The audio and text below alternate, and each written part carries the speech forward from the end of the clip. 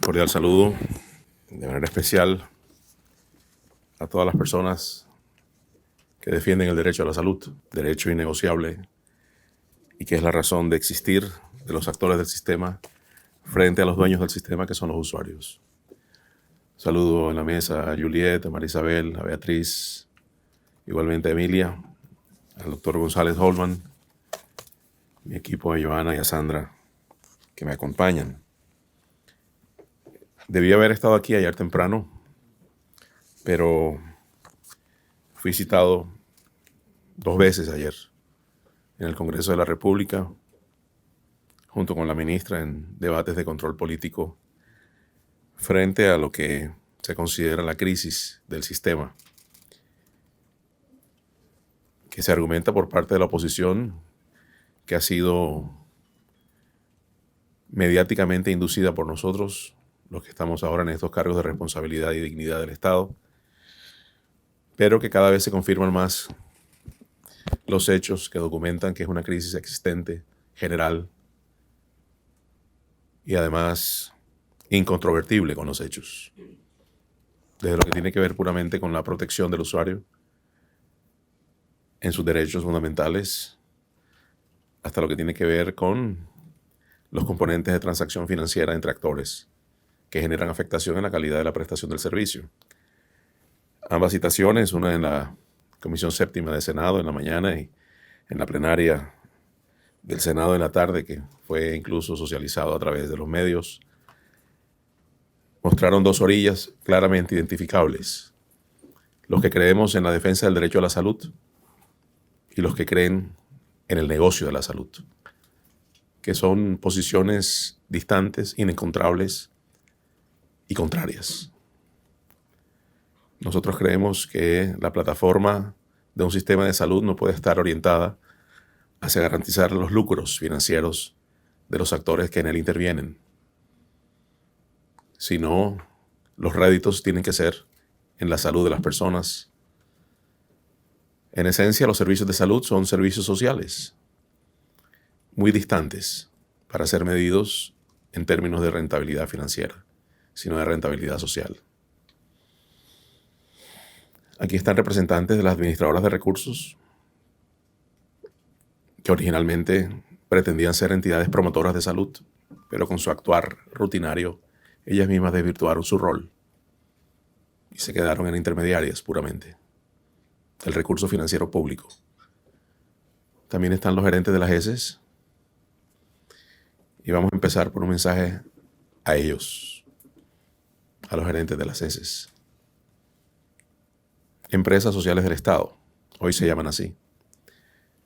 Concepto que no va a continuar, porque no puede ser empresalizable un derecho. A futuro su denominación será de instituciones sanitarias del Estado. El carácter hospitalario no se puede perder, porque en la medida que estén tipificadas como empresas, su permanencia en la operación, los que no defienden el derecho sino el negocio llaman mercado, estará dada por la observación y cumplimiento de estándares financieros y no sociales. Y esa rentabilidad no es la que debe medirse en un escenario social. Y hay varias razones para expresarlo así. Colombia es un estado social de derecho. Los servicios de salud son en esencia servicios sociales. Y la prestación de un servicio de salud, especialmente desde la oferta pública, es parte del derecho de las personas que especialmente hacen parte de la comunidad pobre y vulnerable. Y abordamos primeramente el grupo de gerentes de empresas sociales del Estado, porque hay algunas consideraciones que en oportunidades como estas deben mencionarse. Primero, no vamos más en este gobierno con una política de extinción progresiva, normativa, de los hospitales públicos. Existía una normatividad conducente a extinguirlos, en el entendido que el que no cumplía indicadores financieros eran categorizados en unos niveles de riesgo financiero y que cuando estaban en el máximo nivel de riesgo financiero debían someterse a unos planes de saneamiento fiscal y financiero, que cuando estos no se cumplían, invitaban al actuar de las autoridades del sector para extinguirlos en liquidación. Y nosotros no estamos de acuerdo con ello. Porque en algunos municipios, y en este territorio así lo es, tenemos como única opción de prestación de servicio la oferta pública. Y no podemos quitarle la opción a esa población pobre y vulnerable de su oferta de prestación de servicios porque no cumplió indicadores de rentabilidad financiera. No tiene sentido. Los hospitales públicos están para prestar servicios, no para rentar financieramente, porque su rentabilidad es social.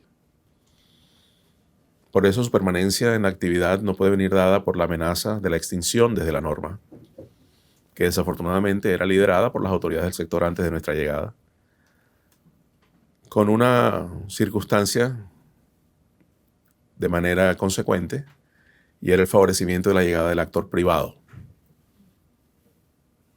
Muchas veces dentro del esquema de la integración vertical de la administradora de recursos del sitio,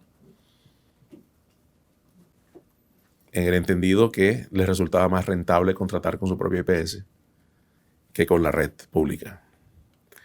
Entonces, 3 mensajes a los gerentes. No más riesgo financiero amenazante de extinción de los hospitales públicos. La política al respecto del presidente Petro es: hay que salvar lo social.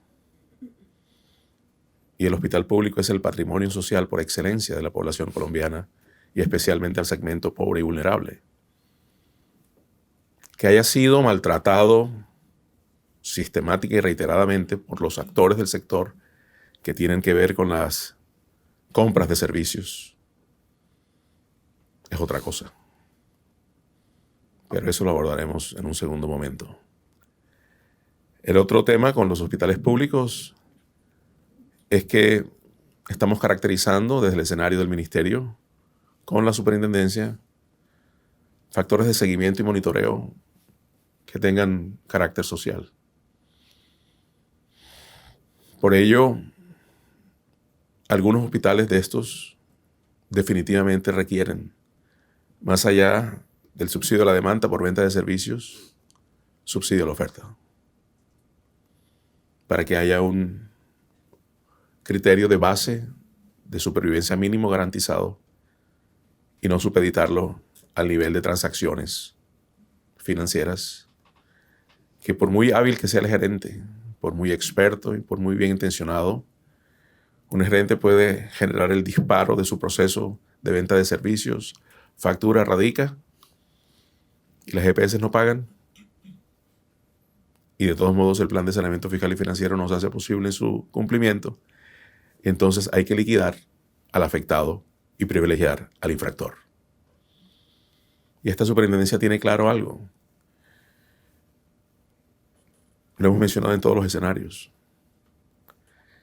Y es que cuando llegamos nosotros a los 20 días, el fiscal general de la Nación, el fiscal Barbosa, dijo muy claramente que uno de los factores de corrupción, inclusive con implicación de recursos del sistema de por medio, era el contubernio que tenían algunos funcionarios de la superintendencia con las EPS para paso de información privilegiada, para enlentecimiento de procesos, engavetamiento de procesos. Se pagaba por anestesiar procesos en una clara complicidad del ente de control con los infractores. Y eso no va a continuar más. No va a haber más complicidad de la superintendencia con quienes infringen la norma. La solidaridad de la superintendencia y de sus funcionarios va a ser con los usuarios, que son los afectados. No podemos tener solidaridad con quienes generan daño y agregan costos evitables al sistema. Ese es un mensaje ya para las EPS también. No les estoy diciendo corruptas. Lo dijo el fiscal general de la Nación. Quien venía actuando así entenderá por qué lo digo, y quien no, no le caerá ese tipo de aseveración. Pero son cosas que no pueden continuar. Lo que hemos denominado lo intolerable. Porque además ese pago de recursos no lo hacían con recursos de capital, sino con recursos del sistema. Recursos del sistema que tenemos que ser claros. Son de carácter público. Entonces un mensaje para a veces recuperarlos de esa amnesia condicional progresiva que a veces tienen las administradoras de recursos. Los recursos que ustedes manejan no son privados, son públicos. Por lo tanto, pertenecen a sus afiliados. Ellos han depositado dos cosas en ustedes: confianza y plata. Algunos hoy, creyendo que están, además de afiliados, protegidos y asegurados, solo están afiliados. Porque protegidos ni asegurados están. Sin embargo, las administradoras reciben un OPC mensual por ello. Y siguen diciendo que hay factores como el componente inflacionario, el cierre del 2022, el desabastecio de medicamentos, para pedir incremento de UPC.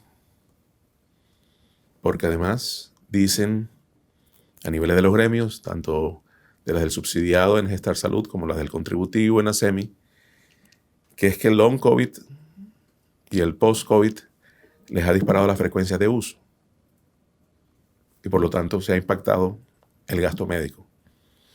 Asumiendo que eso es cierto, no conozco el primer caso de una EPS que durante la pandemia su frecuencia de uso bajó al 25% y haya devuelto el 75% de la UPC que no se gastó. Entonces piden porque hay frecuencia de uso aumentada, pero no devuelven cuando no gastaron en salud. Con otro hecho que no es menos importante, y es que pareciera, en un claro factor de determinación de impacto en salud obviamente negativo, que las administradoras deciden cómo utilizar los recursos que les asignan y olvidan el objetivo para el cual fueron asignados y colocados en disponibilidad de ellos ese tipo de recursos. Y hay una circunstancia que es, y seguirá siendo, la única que caracteriza este uso de recurso público, y es la inversión en la salud de los afiliados. Y no está ocurriendo eso. Volviendo un poquito al tema de la pandemia, lo que hemos visto es que sí hubo un uso del recurso de la OPC, pero para pagar a sus propias clínicas, las que están definitivamente en el nivel de porcentaje autorizado por integración vertical permitido, pero también las que no están así declaradas, pero que todo el mundo sabe que son de ellos mismos. Entonces, si vamos a pedir, también habría que devolver. En un discurso infundado totalmente, se ha dicho inclusive que este gobierno ha desfinanciado al sector. Y han argumentado para esa mentira lo que ha sido la aprobación del presupuesto para el año 2023 para el sector salud. En una falsa narrativa que han querido cronificar dentro de la habilidad que tienen los opositores al derecho a la salud de quedarse con el manejo de los recursos y de continuar haciendo lo que vienen haciendo.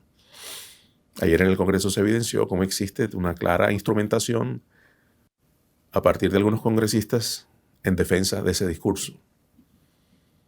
Pero el presupuesto asignado para el año 2023 para el sector salud es el más grande de la historia del país. Entonces no tendría como coherencia un discurso sin soporte.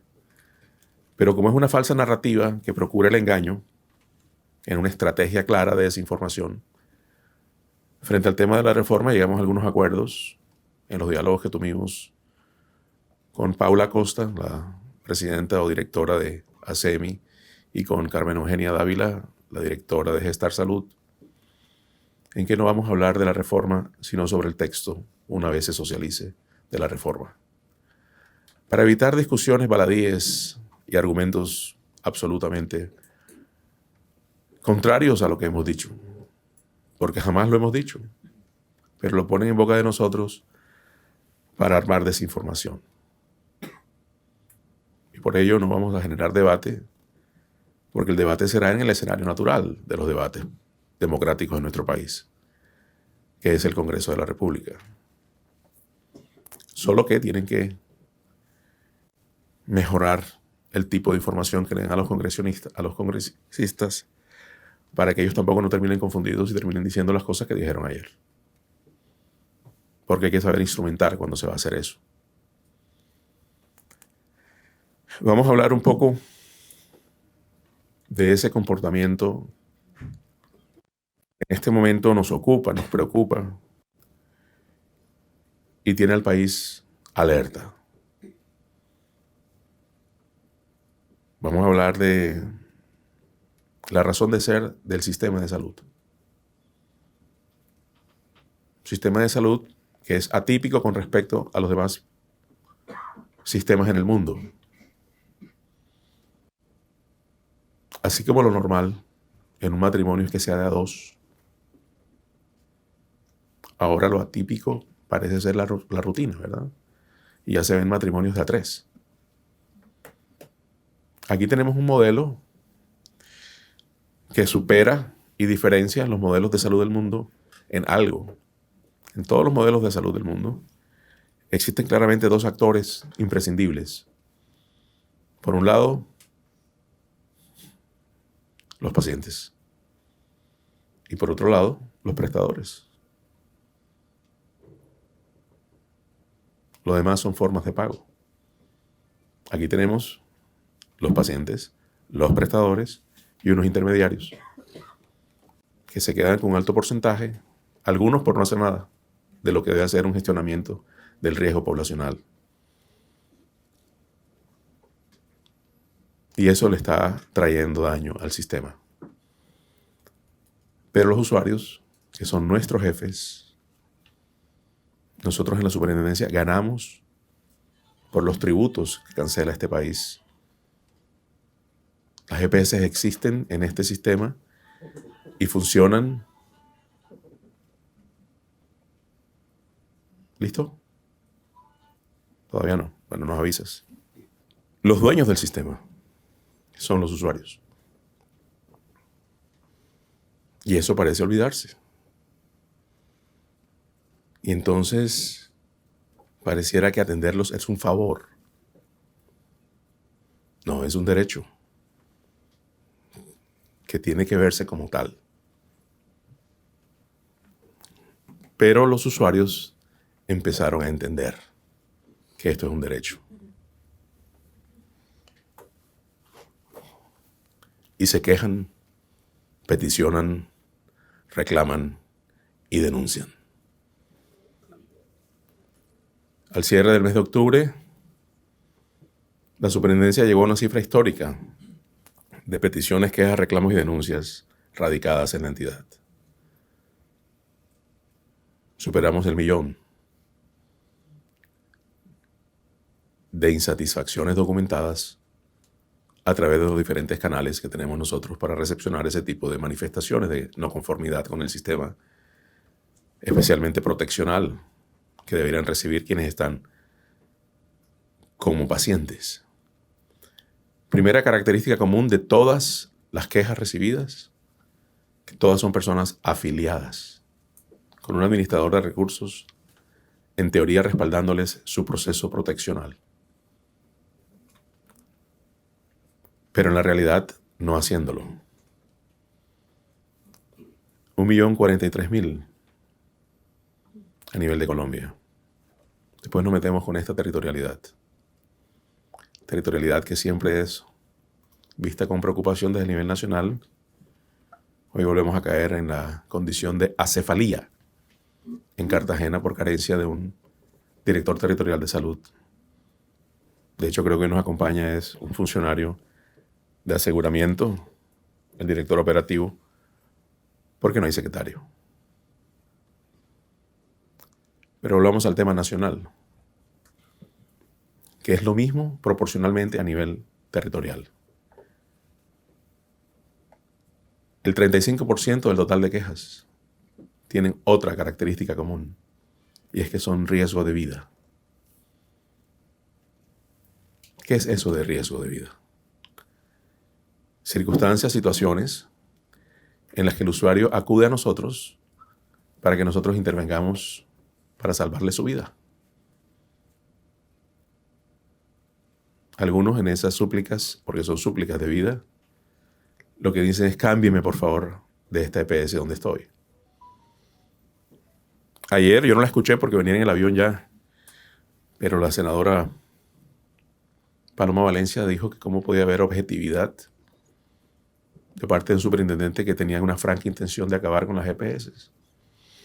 Se quedó corta ahí, de acabar con las EPS que no garantizan el derecho a la salud. Pero soy garantista de la seguridad jurídica. Y así como he decretado en 3 meses la liquidación de 3 EPS, porque no garantizaban el derecho a la salud y los recursos que se les asignaban no eran utilizados para proteger la atención en salud de las personas, también he sido garantista para todos aquellos que, pretendiendo ser todavía EPS, quieren entrar a este tipo de opción de operación. No aplico una normatividad favorable en algunas ocasiones y desfavorable en otras. El ordenamiento jurídico lo respeto. Y de hecho no puedo impedir que alguien que cumpla requisitos de la norma hoy puedan llegar a ser EPS. Ellos le apuestan a que la reforma no va a pasar y tienen el componente aspiracional, derecho legítimo, de ingresar a las opciones como administradoras de recursos. Ya lo que venga después es riesgo de ellos. Pero si cumple requisitos, adelanto las acciones que conducen a que desde la delegada de aseguramiento se genere todo el proceso que conduzca a tener una nueva opción de oferta de aseguramiento a través de estas entidades que así quieren ingresar. Entonces, no me vean como una persona que es enemiga de las EPS. Pero sí soy enemigo de las EPS que tienen un manejo inadecuado del recurso financiero que reciben y que no garantizan el derecho a la salud. ¿Por qué? Porque sencillamente defraudan al usuario que ha depositado su confianza en este tipo de entidades y la expectativa que tienen de prestación de servicio no la cumplen finalmente. Eso con respecto a algunas consideraciones generales. Pero ya quedó claro que frente al tema de la reforma, que a muchos inquieta, únicamente lo vamos a hablar en su momento, cuando esté un texto debidamente radicado en el Congreso de la República como proyecto de ley, y haremos el debate, no de bordillo ni de esquina, ni de columnas fletadas de opinión que son de desopinión, sino un debate argumental, con cero emocionalidad y argumentación mentirosa, y fundamentados en la objetividad. Por eso esperaremos ese momento para darlo. Y existe la aspiración válida y legítima de quienes quieren permanecer en ese esquema. Y será el Congreso de la República quien decida finalmente qué opción tendrá Colombia como sistema de salud a futuro. Si seguimos como vamos o enfocamos un sistema sobre la base del derecho a la salud y no sobre el negocio de la salud. Porque, y esto es un mensaje ya más local, aquí a veces se aísla un poco la responsabilidad de la atención de las personas afiliadas a un sistema de salud a 2 actores, al que administra el recurso financiero, pero también a los prestadores que son el escenario de plataforma para entregar la oferta de servicios que requiere una persona. Pero aquí también hay responsabilidades. Son las direcciones de salud territoriales, que a veces se quedan en el rol de espectadores y ven cómo no se garantizan los derechos de los usuarios y no se meten en ese lío. Argumentan falta de funcionalidad respaldada en norma o competencia, como lo llaman algunos, para no intervenir. Pero hay un recordatorio para quienes dirigen desde la territorialidad los sistemas de salud, y es que son los responsables territoriales de que los habitantes de ese territorio disfruten de la atención en salud. Entonces, la responsabilidad es menos visual y más proactiva, de defensa del derecho. Y vamos a empezar a hablar entonces de lo que ocurre aquí. Por eso celebro que estén el doctor Efraín Espinosa y el doctor Alba González como responsables territoriales de los dos entes, Cartagena y Bolívar. Hay una situación que preocupa mucho, y por eso son estas mesas de intervención, y es el relacionado con el bajo nivel de transacción en cumplimiento de acuerdos de pago, tanto los definidos de manera posterior al inicio de prestación de servicios, convenido a través de un acuerdo de voluntad entre una administradora de recursos y una prestadora, en este caso, Empresas Sociales del Estado, pero también desde el mismo inicio del proceso de acercamiento entre actores para definir un marco contractual. Y por eso, dentro de los escenarios que definimos de criticidad nacional, está el departamento de Bolívar, cuando en procesos contractuales existe dificultad para que haya cumplimiento en los momentos de verificación que hace la superintendencia de componentes mínimos del proceso contractual, como son la suscripción de las minutas de manera bilateral, la formalización de un acto que hace parte del proceso contractual, como es el proceso liquidatorio. Y llegamos a algunos colmos, como por ejemplo que cerrando el año todavía hay litigio en definición de tarifas para el año 2022, cerrando vigencia. Obviamente eso aplazará la renegociación para el año 2023. Algunos me dicen que eso es estratégico para que cuando se convengan ya se han ganado algunos meses con UPC de la vigencia anterior. Por ello, este tipo de mesas donde se trabajan factores como contratación, pero también otros que tienen que ver con la solidez que se deriva de haber un cumplimiento en los términos de pago. Se documenta por parte de los prestadores en esta región del país a creencias y es 350.000 millones de pesos. Eso es plata. Eso es plata. Y no sé por qué le gusta madurar la plata a las personas que tienen como función pagar oportunamente. Es un desgaste para todos, inclusive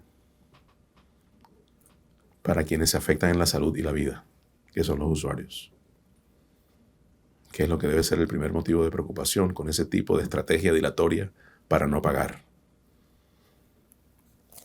Y eso va relacionado con algunas circunstancias que son entendibles. Cuando la red se afecta porque no se paga, se genera afectación directa de la calidad de la prestación de los servicios. Y eso genera una consecuencia esperable. Y es que la calidad deficitaria de la atención motiva insatisfacción en los usuarios. Y los usuarios se quejan. Nosotros evidenciamos, comparando el número de quejas del año 2022 frente al mismo periodo de enero a octubre del 2021, un incremento significativo de este año. Algunos argumentan que ha sido por los traslados derivados de las liquidaciones.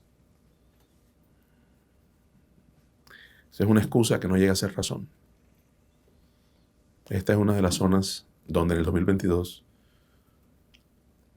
por lo menos en las épocas del año que se ha incrementado esto, que es en los últimos 3 meses, no ha habido afectación directa por ese tipo de traslados, porque las EPS que se liquidaron tienen otra territorialidad.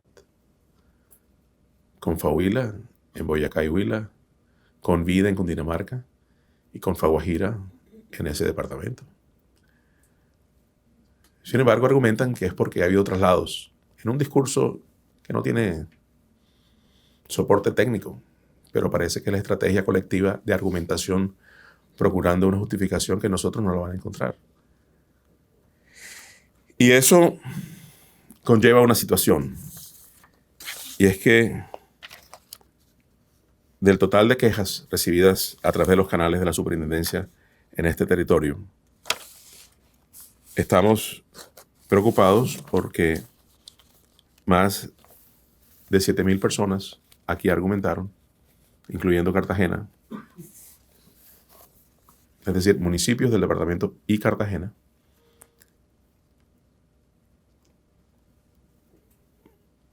que no se les estaba garantizando el derecho a la salud con implicaciones francas de afectación y amenaza a la vida misma. O sea que sí tiene directa relación no pagar, mala calidad del servicio y exposición y amenaza de las personas a la atención en salud. Esto no es un problema de Bolívar, nada más. Pero pensar que eso es así es consuelo de tontos, porque respondemos por la territorialidad los que estamos aquí. ¿Qué es lo que está pasando? Pues sencillamente que las personas ven en nosotros el último eslabón de la cadena para poder hacer posible su derecho a la salud. Y estas situaciones de riesgo de vida exigen de nosotros actuaciones exageradamente rápidas que pasan porque yo llame entonces a los presidentes de las EPS, porque los gerentes territoriales no tienen la capacidad, porque no tienen ese tipo de definición de rol de competencia. Entonces hay que hablar con los representantes legales o los presidentes de las EPS. Tenemos este paciente en tal parte, requiere esto. Y se dan los efectos de lo que llamo la llamada mágica. Y es una llamada de 5 minutos del súper al presidente de la EPS. Significa otra llamada mágica del presidente de la EPS implicada con el nivel operativo de su entidad. Y de manera milagrosa, en los siguientes 5 minutos se resuelve todo que llevaba 4 meses o 5 meses en barrera de acceso. Y no podemos tener un sistema que funcione con base a llamadas del superintendente al presidente de la EPS. Porque los que no tienen esa posibilidad no les va bien con su salud ni con su vida. Entonces, aquí hay unos actores y hay unos territorios. Obviamente, por la concentración poblacional que tiene Cartagena, pesa mucho el nivel de quejas que aquí se produce. Y si hablamos de proporcionalidad y porcentualidad, el 74% del total de quejas son en Cartagena. No estoy haciendo un análisis por entidad territorial, sino como sector geográfico, que incluye a Cartagena dentro de Bolívar, y quiero ser específico en ello. Y le siguen municipios del departamento, que en su orden son Magangué, Turbaco y Arjona. Y aprovechando que están aquí presentes quienes responden por el nivel de representación legal, algunos, otros solo de gerencia territorial, de las administradoras de recursos, tenemos que mencionar que las entidades que más quejan, reportan a partir de sus usuarios, están definidas. Algunas tienen coincidencia en los dos regímenes, o sea que es como una marca tendenciosa. En el contributivo son 4 que marcan la diferencia, desafortunadamente, en el ranking de donde no se debe estar, que son 9 PS, Cosalud, Sanitas y Sura. Y los usuarios así lo manifiestan. Tenemos básicamente quejas que pasan por inoportunidad. Hoy las EPS argumentan, ¿cuál es el argumento? Dicen, es que no hay oferta disponible para ser contratadas. 9 EPS, Cosalud, Sanitas y Sura, en el contributivo. En el subsidiado hay 3, 2 repitentes del contributivo y una que no está en el contributivo, pero que está en el subsidiado aquí, como mayor quejosa, que son 9 PS, Caja Copi y Cosalud. Quiero hacer una claridad. Este nivel de informe de la proporcionalidad de quejas no se hace bajo el análisis del número absoluto de quejas, porque sería descortés con quienes tienen más afiliación, y entonces se diría que porque tiene más afiliación tiene más quejas. Eso lo ponderamos sobre una tasa de 10.000 usuarios. O sea que manejamos proporcionalidad real, no subjetiva. Vayámonos a la cifra de deuda. Yo dije 350.000 millones reportados por los prestadores.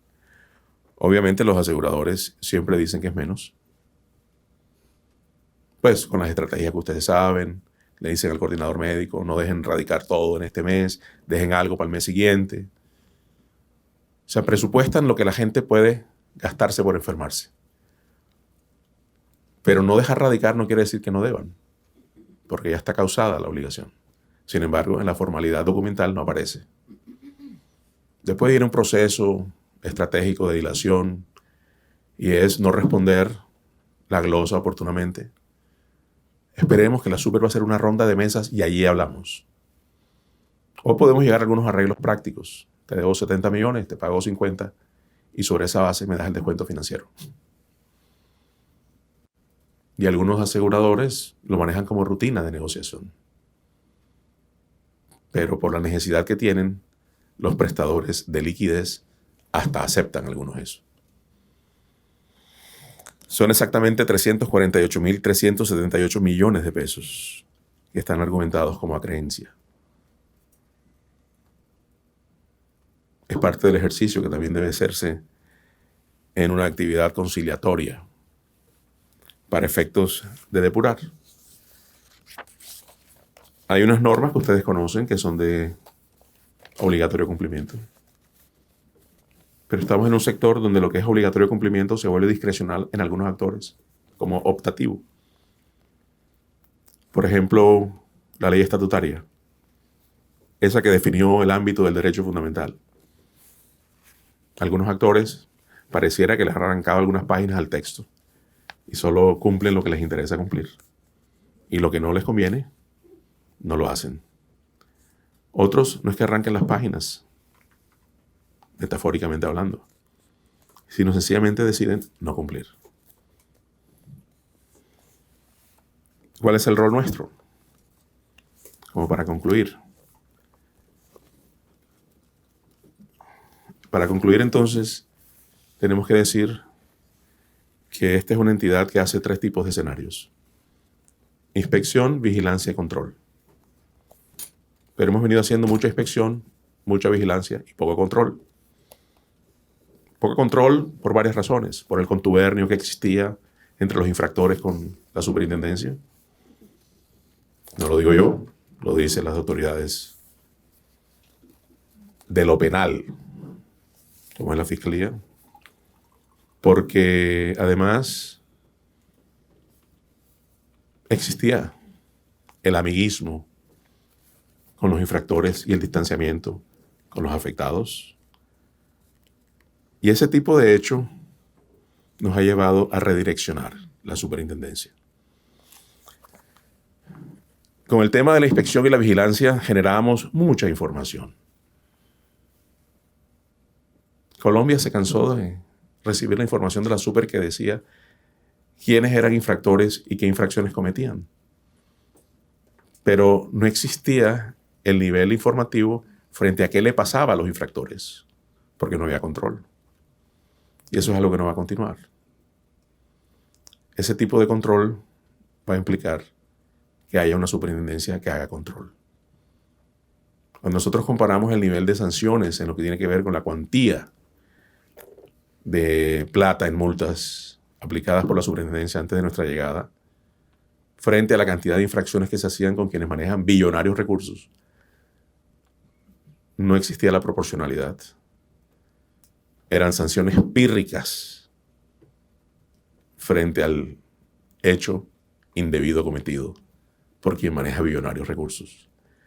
Entonces el ejercicio desde la practicidad de un infractor es: la super nos va a sancionar máximo con esto, presupuéstalo. Y seguimos con la mala práctica. Pero las cosas van a cambiar. Y van a cambiar porque esto no puede seguir así. Algunas entidades de las que nosotros hemos decretado en liquidación van a tener algunas variaciones con respecto a actuaciones de los liquidadores que hemos designado allí. Ayer hemos hecho pública una circular a los liquidadores donde tienen una responsabilidad y es denunciar las prácticas indebidas de quien fungió como representante legal de esa entidad que se fue a liquidación, para que quienes se vayan en liquidación no solo se lleven la salud y la vida de los afiliados que no atendieron, sino la plata del sistema. Y vamos a llegar bien lejos. Porque hasta ahora una entidad se liquidaba, los dueños verdaderos de la EPS salvaban su plata y los acreedores quedaban sin el recurso que tienen derecho y aspiración legítima en reclamar. No podemos repetir historias. En este momento, en liquidación, hay unas EPS que en este momento sus acreencias están en 5.4 billones de pesos. Y ya de EPS liquidadas, es decir, cuyo proceso liquidatorio se finiquitó, hay acreencias que suman 27.6 billones de pesos. Sumados estos dos criterios de obligación no pagada, son 33 billones que han dejado las EPS que se han liquidado. Y no se conoce todavía sanción directa frente a quienes fueron los responsables legales de estos entes así liquidados. Y no podemos permitir que eso siga ocurriendo. Y no es porque exista una animadversión hacia este tipo de entidades, sino porque debe producirse una actuación frente a los bandidos. La gente no puede llegar, constituirse como una administradora de recursos, esquilmar los recursos dispuestos para atender personas, no pagar a la red, pagarse ellos mismos antes que se liquiden e irse con la plata. Ahí no puede cesar la historia. Allí empieza la historia del control. Y por eso los liquidadores hoy tienen que tener esa obligación, porque les quedó como obligación una instrucción para ser cumplida. Algunas preocupaciones que deja la historia de ayer y hoy aquí. Teníamos presupuestado adelantar cerca de 140 mesas en algunos temas. Solamente se hicieron 21. Eso no sé cómo entenderlo. Pero es colocar la infraestructura de una entidad nacional en disposición de los actores y algunos sencillamente no los utilizan. A, no están interesados en ponerle orden a los temas. B, quieren seguir como están. C, todas las anteriores. No es lo mismo que se genere una mesa de intervención con la presencia nuestra que sin la presencia de nosotros. Pero si no creen que eso es así y pueden solventar entre actores lo que llevan tratando de arreglar y no pueden hacerlo, no podemos hacer nada. Nada distinto a aplicar la norma. Mínimo 2 veces debe haber conciliación de cartera entre actores. No se cumple. Entonces nosotros actuamos. Creo que es más conveniente utilizar una plataforma de coadyuvancia a una solución como la que ofrece este ente, a tratar de buscar una solución que entre actores no se ha dado en años. Sin embargo, quienes vinieron y se generó un proceso de acercamiento, incluso me dicen algunas de mis funcionarias que hay un acuerdo de cumplimiento de 8.400 millones de pesos. Le vamos a hacer el seguimiento. Pero 8.400 de 350.000 no es nada. Otra opción que ofrece la superintendencia es el acercamiento entre actores bajo la estructura de la conciliación, en la función jurisdiccional que tiene la super. acudan a ella y resolvemos en la formalidad de ese tipo de inconvenientes.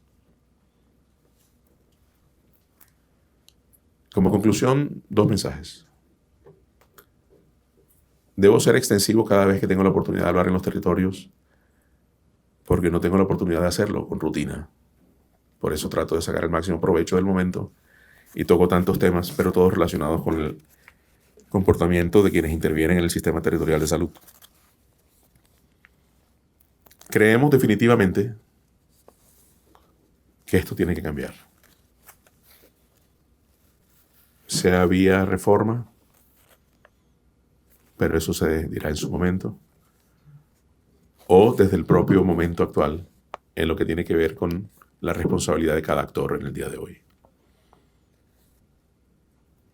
Nosotros vamos a ser exigentes, porque el mandato del pueblo así nos lo pide.